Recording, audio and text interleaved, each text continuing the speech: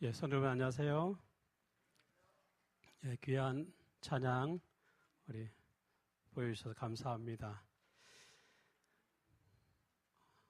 오늘 저는 여러분과 함께 에베소서 강의 4번째 시간으로 담을 헐라라고 하는 제목으로 함께 말씀의 은혜를 나누겠습니다.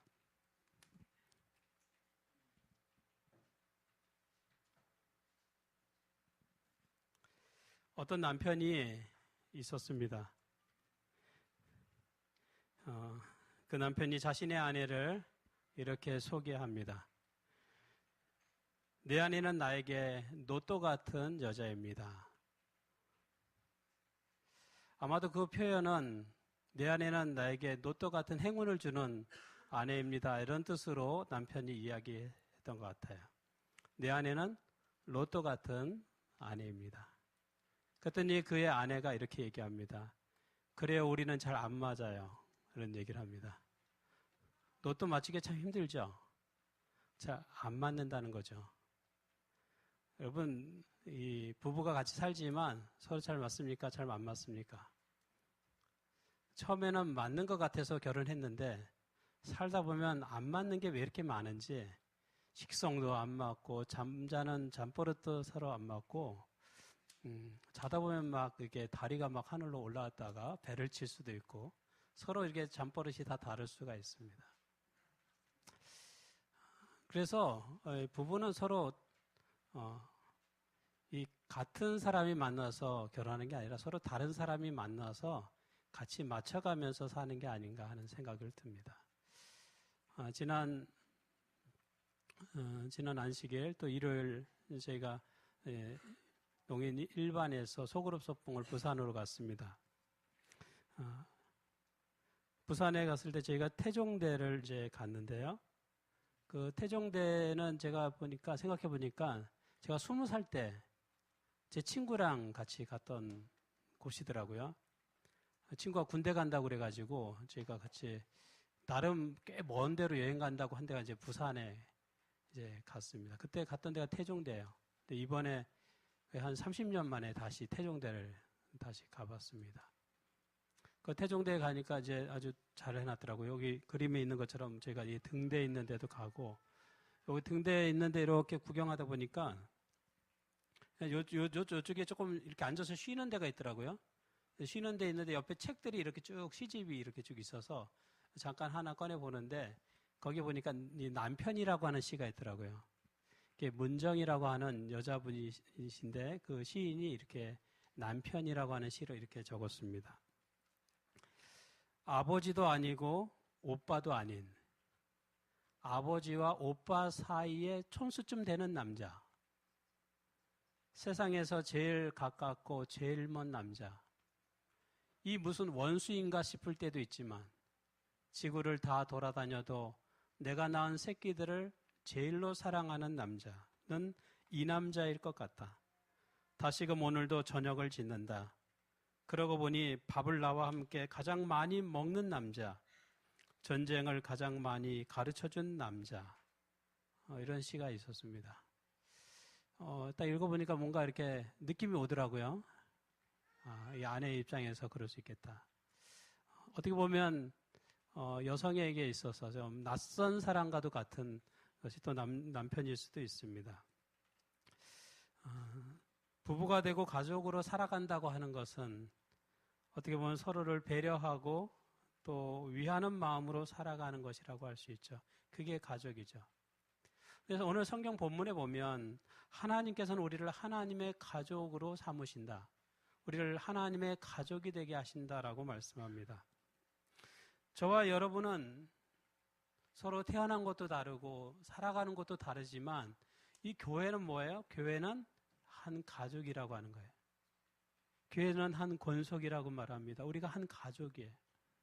그것을 성경은 이야기합니다. 분명히 이름도 다르고 성도 달라요. 사는 것도 달라요. 살아온 배경도 달라요. 그렇지만 우리는 뭐예요? 교회는 한 가족이라고 하는 거예요. 가족은 어떻습니까? 가족은 서로 미워하는 존재가 아니죠. 서로 부족한 것이 있어도 서로 덮어주고 위로하고 배려하고 살아가는 것이 이 가족이에요. 우리는 가족이에요. 우리가 가족인 이유는 우리의 아버지가 다 같아요. 우리는 다 하늘 아버지를 우리가 섬기고 있습니다. 우리가 다 하늘 아버지의 아들과 딸인 거예요. 그래서 우리는 한 가족이에요. 그래서 우리 교회가 정말 이 가족 같은 분위기에 있는 그런 교회가 되기를 간절히 바랍니다. 오늘 성경 본문은 이렇게 시작을 합니다. 에베소서 2장 11절에 보면 그러므로 생각하라.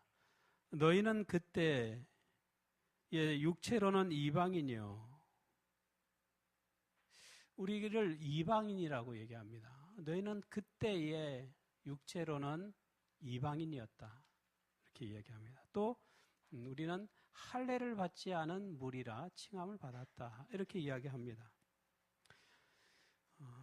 유대인 사도 바울은 에베소 교회에 편지하면서 그들의 이전 상태가 어떠했는지를 말합니다. 에베소서는 에베소 교회에 보내는 편지예요. 에베소 교회 사람들은 대부분 이방인들이었죠. 그들은 이방인이었어요. 예수님을 모르던 사람들이었습니다. 하나님을 모르던 사람들이었어요. 그들은 하나님과 관계없이 살아갔던, 어떻게 보면 하나님으로부터 완전히 철저하게 소외됐던 인생들이었습니다. 특별히 유대인들은 이방인들에 대하여 굉장히 그들을 멸시하고 또 이방인들을 어떻게 보면 되게 부정한 사람처럼 저주받은 인생으로 생각을 했어요. 여기 윌리엄 바클레이라고 하는 유명한 신학자가 있는데 그 당시에 그 기록들을 통해서 유대인들이 어떻게 이방인들을 생각했는지를 우리에게 보여줍니다. 유대인들은 이방인 산모가 산통을 느끼는 것을 보아도 절대 도와주지 않았다는 거예요.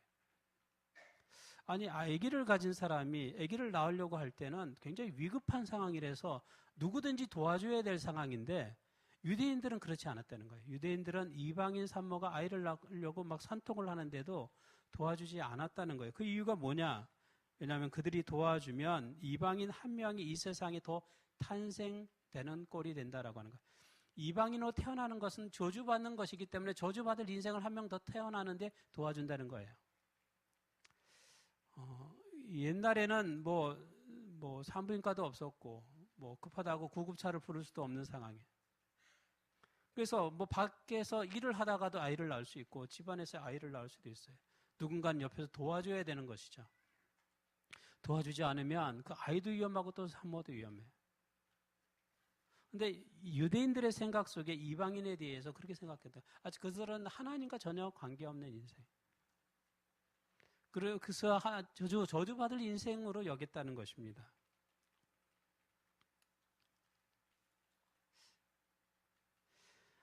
유대인의 그 성전에 보면, 그 예루살렘 성전에 보면 그 성전 주변에 여러 뜰들이 있는데 그 성전을 중심으로 해서 그 주변에 이렇게 이 마당들이 있는 거죠. 그 가운데 이방인의 뜰이 있었습니다. 이방인의 뜰. 근데 이방인들은 하나님을 믿어도 그 성전 가까이 나아가지 못했어요. 그 성전 주변에 그 이방인의 뜰까지밖에 못 갔습니다. 그 안에는 못 들어가요. 이방인이기 때문에. 그리고 거기에 큰 벽이 2개나 있었습니다. 그 벽을 지나갈 수가 없어요. 그 벽에는 이렇게 쓰여 있었습니다. 어떤 이방인이든지 이 선을 넘지 말라. 이 선을 넘는 자는 반드시 죽임을 당하리라. 그것이 글에 써 있습니다. 그 벽에. 이방인들은 하나님을 믿어도 하나님 가까이 나가지 못했어요. 그것이 그 당시의 이 모습이었습니다. 유대인들의 생각이었습니다.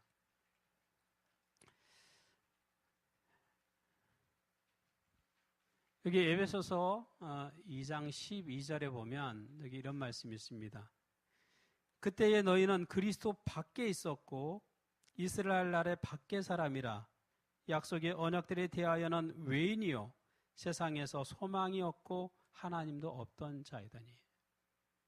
그리스도 밖에 있었고 그들은 외인이고 소망도 없고 하나님도 없는 자, 그런 상태 가운데 있었다는 것이죠. 우리가 예수님을 모르고 산다고 하면 우리가 그런 상태에 있는 거죠. 소망도 없고 하나님도 없는 자처럼 살아가는 것입니다. 외인으로 살아가는 거예요. 약속의 언약이 없는 사람으로 살아가는 것이. 근데 하나님께서는 놀랍게 우리를 그러한 인생에서 그리스도 밖에 살아가는 인생이 그리스도 안에서 살아가는 인생으로 우리를 이끄셨다라고 하는 것입니다. 여기 에베소서 2장 13절에 보면 이제는 전에 멀리 있던 너희가 그리스도 예수 안에서 그리스도의 피로 가까워졌느니라 이렇게 말합니다. 에베소서 2장 13절에 여기 하나 빠진 글자가 있습니다. 그것은 그러나라고 하는 말이에요. 그러나 이제는 전에는 너희가 그렇게 살았지만 그러나 이제는 너희는 그리스도 예수 안에서 하나님과 아주 가까운 인생이 되었다는 거예요. 우리가 전에는 하나님으로부터 멀리 떨어져서 살아가는 인생이었다고 하면 이제는 하나님으로부터 아주 가까이 살아가는 하늘에 아주 가까운 인생이 되었다고 하는 것입니다. 오늘 여러분이 이 교회에 여러분의 집에서부터 이 교회에 나올 때 여러분은 하늘에 아주 가까이 오신 것입니다. 여러분은 하나님께 아주 가까이 나온 인생이 된 것입니다. 이 교회에 여러분이 신앙을 가지고 나올 때 우리는 하나님께 아주 가까이 나가는 사람입니다. 그것을 여러분 기억하게 되기를 바랍니다. 우리는 하나님으로부터 멀어진 인생이었지만 예수 그리스도를 통하여서 하나님께 아주 가까워진 인생이 되었고 하나님의 가족이 되었습니다. 하나님께서 우리를 위하여 하신 일들이 많습니다. 예수님께서 특별히 우리를 하나님께 아주 가까워진 인생이 되게 하셨는데 그분이 하신 일들이 있습니다. 여기 에베소서에는 이렇게 말씀하고 있습니다. 그는 우리의 화평이신지라 둘로 하나를 만드사 원수된 것 곧 중간에 막힌 담을 자기 육체로 허시고 이렇게 담이 있었는데 여기 담이 이렇게 있죠. 담이 있었는데 이 담을 헐어버리셨다는 거예요. 여러분 예전에 그 베를린 장벽이 무너지는 장면을 여러분 보신 적이 있으시죠? 그때는 베를린 장벽이 무너질 거라고 전혀 생각을 못했던 때예요. 근데 TV를 통해서 막 사람들이 큰 이렇게 해머 같은 거 갖고 와서 막 그 장벽을 막 깨부시는 거예요. 깨부시고 사람들이 막 올라가 있고. 왜냐하면 이 독일에서 이 베를린 장벽은 우리나라로 얘기하면 뭐가 같아요? 우리나라로 같으면 이 38선 휴전선과 같은 데인 거예요. 이 독일이 동독하고 서독, 이 동서가 나눠져 있었습니다. 거기도 우리처럼 똑같이 서독은 우리처럼 민주주의 국가고 동독은 북한처럼 공산주의 국가였어요. 서로 이렇게 왕래를 할 수 없는 그 선을 넘어갈 수가 없습니다. 과거에 그 이 장벽이 세워진 뒤에 동독에서는 그 장벽 가까이 오는 사람을 다 총으로 쏴서 죽였습니다. 지금도 그렇죠. 우리나라 휴전선이 있는데 그 휴전선을 북한군이 넘어오려고 하면 어떡합니까? 북한에서 막 총을 막 쏘잖아요. 그 선은 목숨을 걸어야 넘어갈 수 있는 선인데 이 베를린 장벽이 무너질 때 보니까 사람들이 막 그 장벽 위에 올라가서 막 환호성을 쳐도 아무도 총 쏘는 사람이 없었어요. 그리고 결국에 그 장벽이 무너지고 어떻게 됐습니까? 동독과 서독이 한 나라가 되었어요. 이 담이 무너지니까 이 갈라졌던 담이 무너지니까 이렇게 하나가 되었습니다. 여러분 우리나라도 뭐가 있어요? 휴전선이 있습니다. 북한하고 남 딱 갈라져 있어요. 북한하고 남한이 통일되려면 뭐가 무너져야 돼요? 이 가로쳐져 있는 이 휴전선, 38선이 무너져야 이게 하나가 될 수 있는 거죠. 여러분 우리가 서로 살아가는데 사람과 사람 사이에도 담이 있습니까? 또는 남편과 아내 사이에도 담이 있습니까? 우리 성도들 사이에 담이 있습니까? 그 담이 어떻게 돼야 돼요? 무너져야 되는 거예요. 여러분 부부 사이에 또는 가족 사이에도 부모와 자녀 사이에도 마찬가지예요. 이게 생각지 않게 보이지 않는 담이 이렇게 쳐지는 거예요. 담이 쌓여져 가고 있어요. 근데 그 담이라고 하는 것은 시간이 지난다고 없어지는 게 아니에요. 담은 반드시 뭐 해야 되면 헐어버려야지 없어지는 거예요. 어떤 경우에는 시간이 지날수록 그 담이 점점 높아져요. 나중에는 그 담이 너무 커져서 도저히 헐 수도 없는, 무너뜨릴 수도 없는 상태까지 올 때가 있습니다. 여러분 우리 서로 사이에 우리 성도들 간에 이런 담이 생긴다고 하면 그 담을 헐어버리게 되기를 바랍니다. 여기 말씀하지 않습니까? 둘로 하나를 만드사 원수된 것, 원수처럼 서로 지내는 그러한 관계들을 주님께서는 그 막힌 담을 자기 육체로 허셨다라고 얘기해요. 그리고 그래서 우리에게 화평을 주셨다는 거예요. 예수님께서 이 세상에 오셔서 화평을 주신 것은 이 막힌 담을 허셨어요. 그래서 사람과 하나님 사이에 막힌 담을 허셔서 사람과 하나님이 화평하게 되었습니다. 사람과 사람 사이에 막힌 담을 허려서 사람과 사람이 서로 화평한 관계가 되게 된 거예요. 우리가 서로 막힌 담이 있다면 그 담을 헐게 되기를 바랍니다. 또 그것을 헐기 위하여 노력하게 되기를 바랍니다. 서로의 불신이 쌓여져 가서 서로 완전 철천지 원수가 돼서 살아가면 안 되는 거예요. 갈라디아서 3장 28절에는 너희는 유대인이나 헬라인이나 종이나 자유인이나 남자나 여자나 다 그리스도 예수 안에서 몇 개라고요? 하나이니라. 사실 유대인과 헬라인이 하나가 될 수가 없어요. 문화도 다르고 종교도 다르고 하나가 될 수 없어요. 종과 자유인이 하나가 될 수 없습니다. 남자와 여자가 하나가 될 수 없어요. 생리적으로 전혀 달라요. 그런데 그리스도 예수 안에서 뭐가 됐다고요? 하나가 됐다는 거예요. 하나가 됐다. 우리는 예수 그리스도 안에서 하나로 살아가야 되는 것입니다. 서로 미워하고 원수로 살아가는 것이 아니라 그리스도 예수 안에서 서로 다르지만 우리는 그리스도 예수 안에서 하나로 살아가는, 하나로 연합하는 그런 교회가 되기를 간절히 바랍니다. 저희가 지난 주말에 농인 일반 소그룹 소풍을 간 데가 부산이고요. 저희가 갔던 그 교회가 그 광안교회라고 하는 곳입니다. 제가 인터넷 찾아보니까 마침 사진이 있더라고요.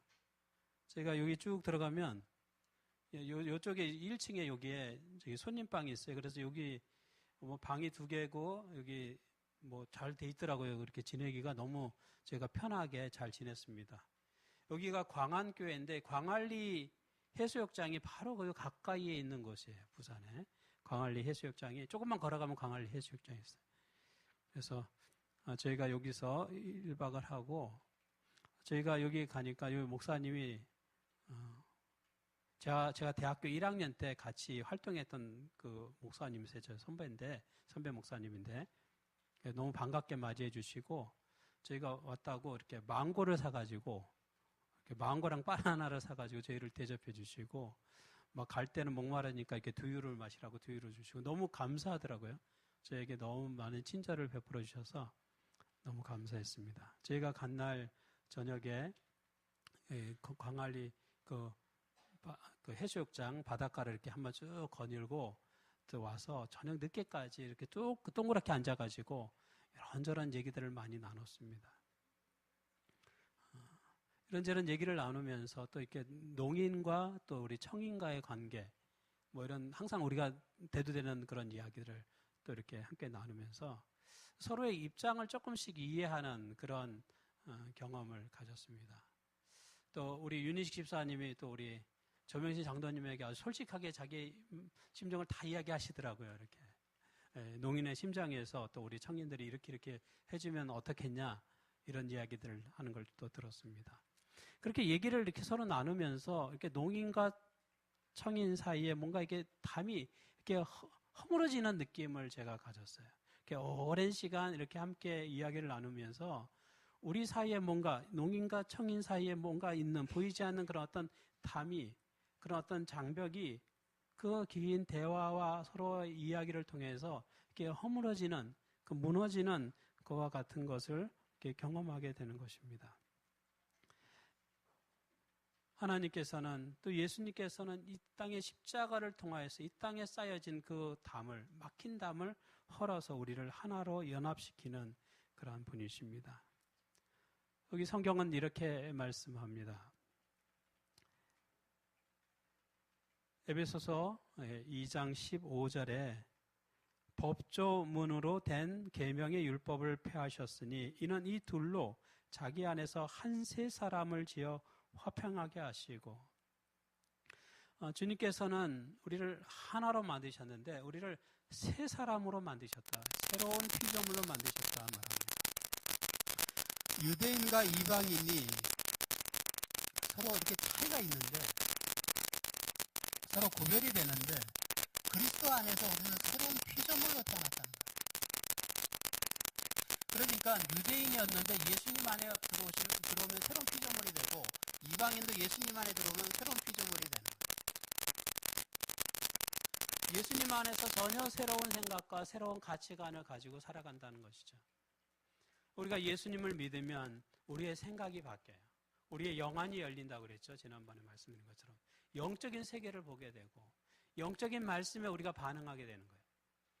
우리는 유대인도 아니고 헬라인도 아니고 이방인도 아니고 그리스도인으로서 하나님의 자녀로 새롭게 거듭나는, 새롭게 태어나는 경험을 하는. 그래서 이 교회에 들어오면 예수님을 믿으면 우리가 거듭난다고 그러잖아요. 다시 태어나는 것입니다. 예전에 깡패짓을 했던 사람이 예수님을 믿으면 다시 태어나는 거예요. 그래서 이 깡패짓을 하지 않는 사람이 되는 거죠. 예전에 거짓말을 하던 사람이 예수님을 믿으면 이제는 그 거짓말이 사라지는 거예요.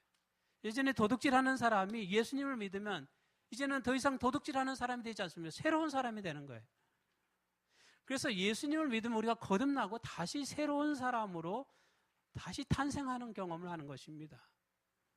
그것이 예수님 안에서의 새로운 경험인 것이죠. 우리는 신분이나 계급이나 피부색이나 성별로 차별받는 것이 아니라 그리스도 안에서 새로운 가족으로 태어나는 것입니다.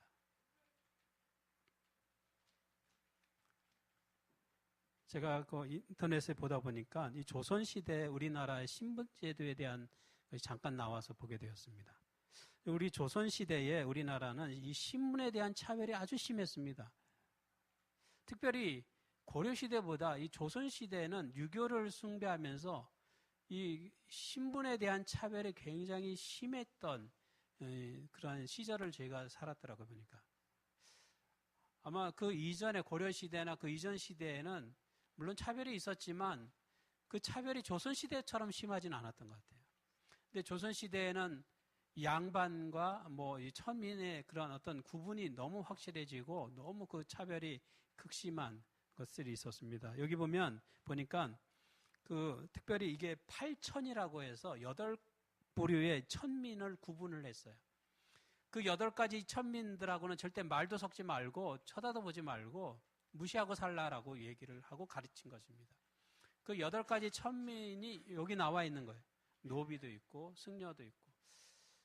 스님들이 사실은 굉장히 존경을 받아야 되는 분들인데 고려시대에는 존경을 많이 받았던 거예요. 고려시대는 이 불교를 이렇게 숭배했던 그런 시대인데 조선시대에 오니까 불교를 천시하고 이제 유교를 중시했던 그런 시대라서 승려도 이 가운데 들어가고 무당이나 광대, 기생, 백정 이런 사람들이 아주 굉장히 무시당하는 그야말로 이 신분 계급에서 가장 밑에 있는 가장 멸시당하는 그룹에 속했던 사람. 그런데 그 가운데 특별히 백정이 아주 멸시를 많이 당했어요. 아주 백정은 특별히 더 멸시를 당했습니다. 이 백정들이 하는 일이 이제 고기를 파는 일을 해요.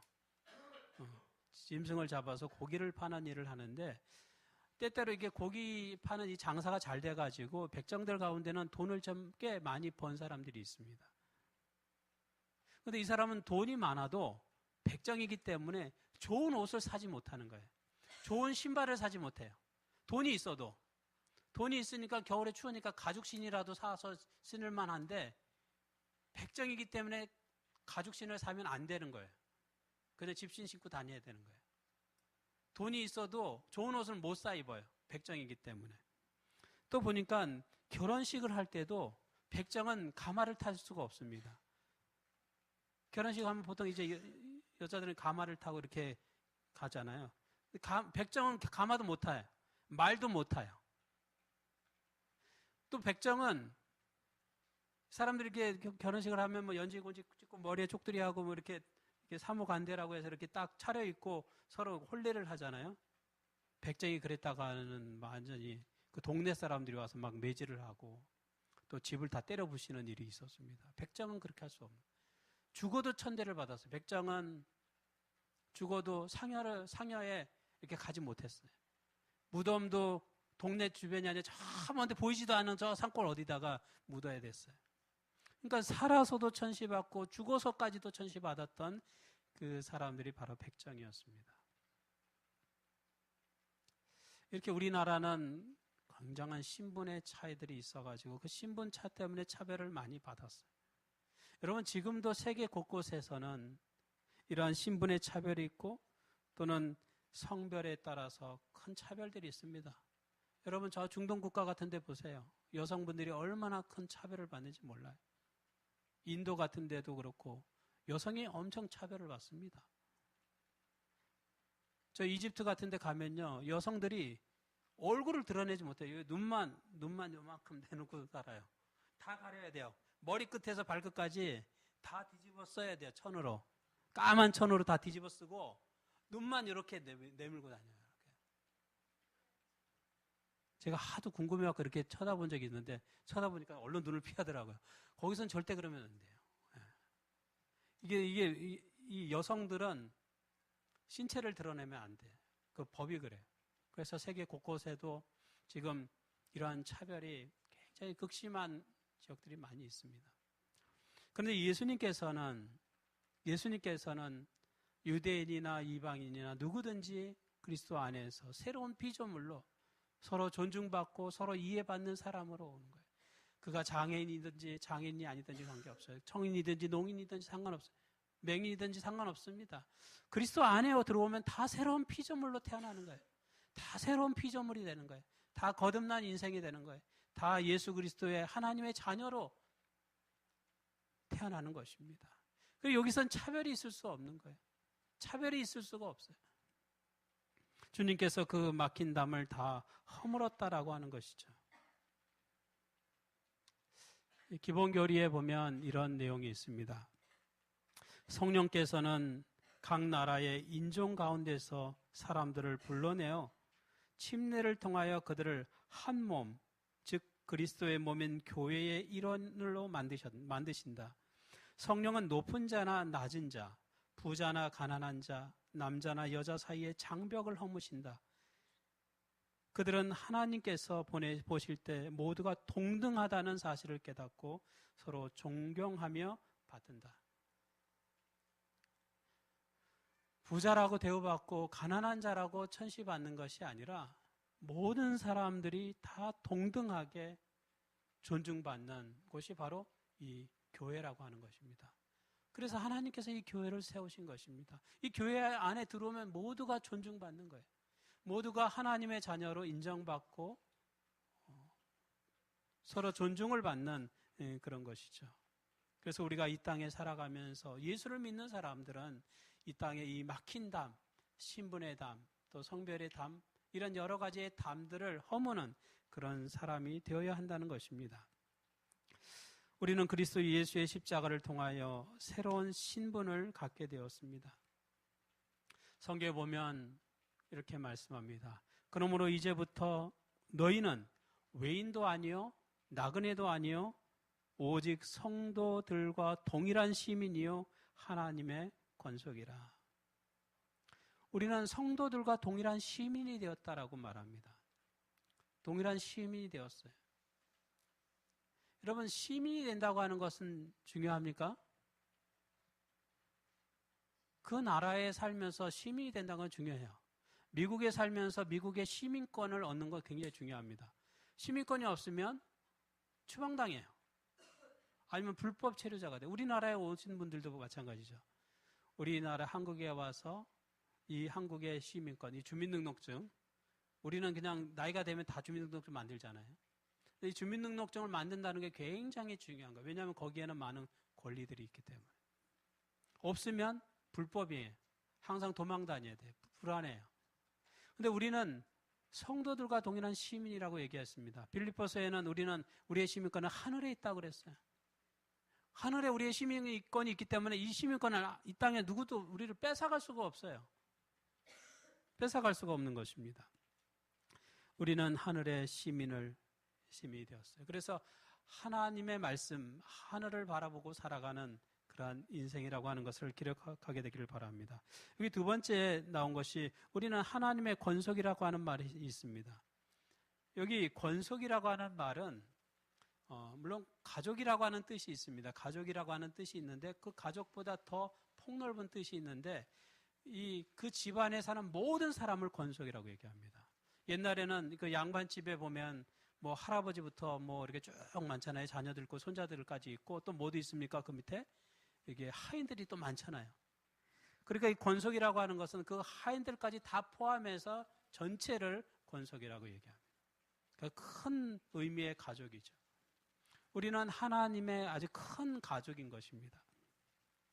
가족이 된다고 하는 것은 아주 서로 친밀한 관계가 된다는 거예요. 가족이 뭡니까?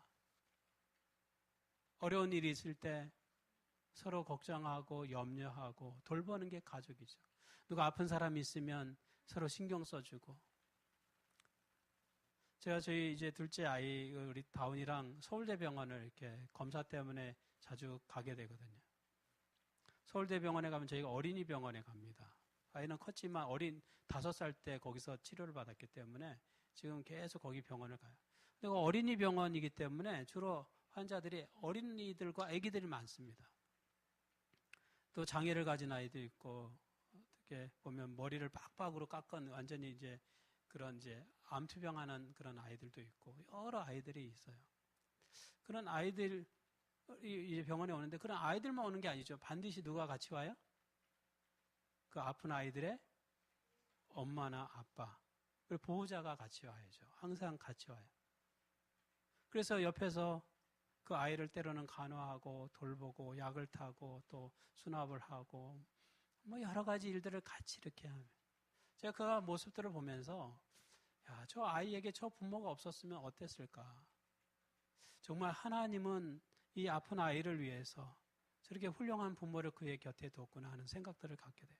이게 가족인 거예요, 가족. 가족이라고 하는 것은 그렇게 친밀한 것입니다. 바쁜 일이 있어도 피곤한 일이 있어도 배고파도 가족을 먼저 돌보게 되는 거예요.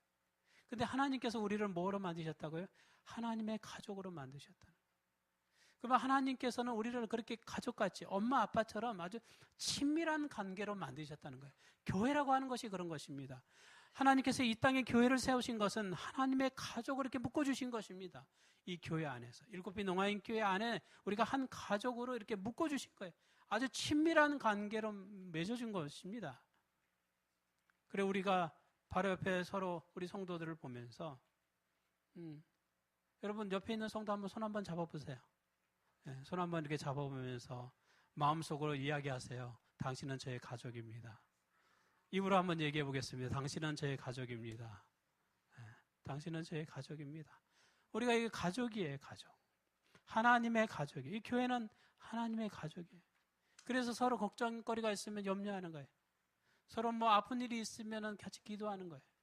교회에 무슨 일이 있으면 같이 고민하고 그 문제를 해결하려고 노력하는 것입니다. 우리가 남모르는 사람이 아니에요. 함께 하늘에 갈 가족이에요.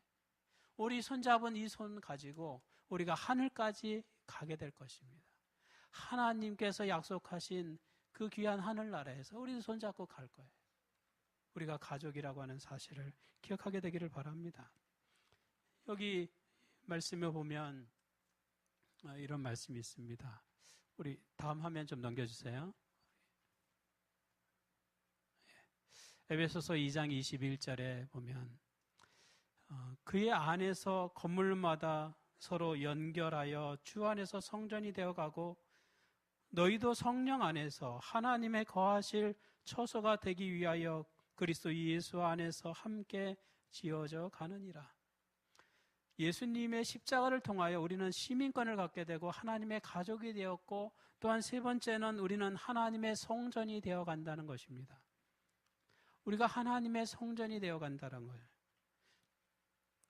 주님께서 이 성전의 모퉁이 돌이 되신다고 했어요. 주님께서 이 성전의 기초가 되시는 것입니다. 우리가 성전이 되어 가는데 이 교회가 성전이잖아요. 이 교회가 성전이잖아요. 근데 만약에 이 교회에 성도가 아무도 없다고 하면 이것은 성전이라고 할 수 없죠. 우리가 서로 이 믿음의 가족들이 있을 때 이 교회는 정말 교회로서 성전으로서 존재할 수 있는 것입니다. 우리가 서로 손을 잡고 하나의 성전을 이루는 것입니다. 마치 건물을 지으려면 벽돌이 하나 두 개 쌓여져 가는 것처럼 이 벽돌 하나하나가 성도 한 사람 한 사람이 연결돼서 하나의 큰 이 성전을 이루는 것입니다. 한 교회를 이루는 것입니다. 벽돌과 벽돌 사이를 벽돌을 그냥 쌓는다고 벽돌이 쌓여지는 것이 아닙니다. 반드시 벽돌과 벽돌 사이에 뭐를 넣어야 돼요? 네, 세멘트를 넣어야 됩니다. 세멘트, 이 모래랑 섞은 세멘트를 넣어가지고 그걸 잘 비벼가지고 반드시 그 사이에 그거를 넣어야지 이 벽돌이 뭐예요? 떨어지지 않고 잘 붙어 있을 수 있습니다. 이 세멘트는 자신을 가루로 만들어서 이 벽돌과 벽돌 사이를 연결하는 역할을 하죠. 예수님께서는 자신을 십자가에서 희생시키셔서 우리를 한 손으로 붙들고 또 다른 사람을 붙들어서 마치 벽돌과 벽돌 사이를 연결하듯이 주님께서 우리를 연결시켜서 하나님의 성전으로 되어가도록 만드신다라고 하는 것입니다.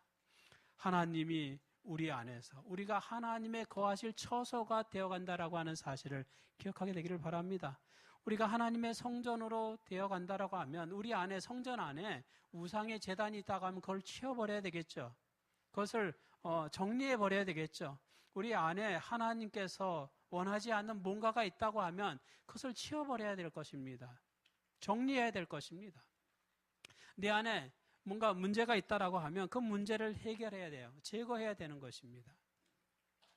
제가 전에 목회하던 교회에 그래서 무림리라고 하는 곳을 방문을 갔습니다. 이 포천에 보면 그 광릉리에 가기 전에 동네 이름이 무림리예요. 무림리. 제가 그 무림리에 있는 한 가정을 방문했는데 그 가정에는 아주머니가 딸을 이렇게 같이 딸하고 둘이 이렇게 사시는 그런 가정이었습니다. 이 딸이 초등학교 6학년이었는데 그 엄마랑 이렇게 둘이 사는 거예요. 가난한 가정이었습니다. 또 엄마는 한쪽 손이 좀 불편해요. 손이 좀 불편해서 어디 가서 이렇게 일을 하기도 사실은 어려운 그런 가정이었습니다. 제가 그 가정을 방문해서 이제 이야기를 나누고 그 방에 이렇게 커튼이 쳐져 있어서 커튼을 이렇게 딱 제쳐보니까 거기에 이게 그 무당의 제단이 이렇게 있는 거예요. 여러분 무당집 가면은 제단이 있잖아요. 삼신 할머니 있고 뭐 이렇게 무슨 상들이 동자승도 있고 뭐 이렇게 제대가 이렇게 있고 그 위에 뭐 과일 같은 거 올려져 있고 이런 거 있죠. 그게 이렇게 이 방 안에 딱 있는 거예요. 커튼 치니까. 그래서 이분이 이제 손도 아프고 몸도 아파서 이렇게 무속에 이렇게 의지해서 이렇게 살아가시더라고요. 그래서 여러 번 얘기하고 그 재단을 다 이렇게 치워버리라고 얘기했습니다. 그분이 우리 교회도 몇 번 나오셨기 때문에 그 재단을 치우라고 이렇게 얘기를 했어요. 그러다가 어느 날 있다가 이분이 이제 그 무림리에서 이 송우리 시내로 이렇게 이사를 왔습니다. 그 임대 아파트로 이사를 왔어요. 그래서 제가 이제 그분 집을 다시 방문을 갔는데 이렇게 뭐 이렇게 해서 커튼을 딱 쳤더니 그 무당의 재단을 거기까지 가지고 갔더라고요. 거기다가 또 방 안에도 또 설치를 하는 거예요. 거기. 그래서 제가 또 몇 번을 얘기했죠. 이분이 그 가까이 우리 교회도 나오시고 하기 때문에 여러분 이 무당집 가면 이렇게 재단 같은 게 그 똑같이 정말 거기 뭐 많이 있습니다. 이렇게 신들이 뭐 동자승도 있고 삼신할머니도 있고 뭐 여러 가지들이 이렇게 쭉 있어요. 그거를 치워버리라고 제가 여러 번 권고를 했습니다. 여러분 우리가 하나님의 성전이라고 하면 우리 안에 그러한 재단이 있다고 하면 어떻게 해야 돼요? 그걸 그대로 둬야 됩니까? 그걸 정리해야 돼요. 우리 안에 그거를 치워야 돼요. 그것도 치워버려야 돼요.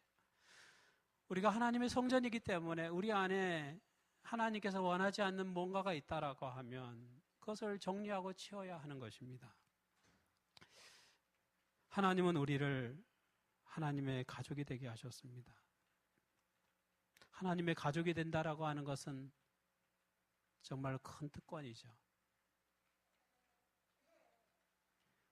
예수님은 중간에 막힌 담을 하시고 우리를 하나로 연합시켰습니다.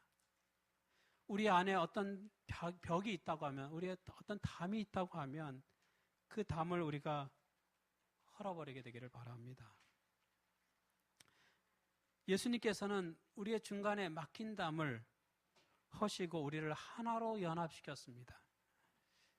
그런데 여러분, 오늘날 교회의 모습들을 보면 그리스도께서 허문 그 담을 다시 쌓는 사람들이 얼마나 많은지 몰라요. 그리스도께서는 이미 허물으셨는데, 우리 사이에 있는 어떤 큰 담을 허물으셨는데, 오늘날 많은 교회에서 많은 성도들이 다시 뭐예요? 사람과 사람 사이에 그 담을 다시 쌓고 있는 거예요. 허물었는데 그 허문 담을 다시 쌓는 거예요. 여러분, 교회는 결코 사람과 사람 사이에 담이 쌓여지는 그런 장소가 되어서는 안 되는 거예요. 우리 교회가 농인과 청인 사이에 어떤 담이 쌓여져 가는 절대 안 되는 것입니다. 우리 사이에 담이 허물어져야 돼요. 허무는 노력을 해야 되는 것이죠. 그리스도께서 우리를 하나로 연합시켰습니다. 그리고 하나님의 가족으로 세워주셨습니다. 여러분, 세상에서 지치고 힘들 때 우리는 어디에서 우리의 위로를 찾습니까? 우리는 가족을 통해서 위로를 받지요. 이처럼 교회가 상처투성이의 교회가 아니라 힘이 되고 용기가 되는 그런 일곱비 농아인 교회가 되기를 간절히 바라면서 오늘 말씀을 마치겠습니다.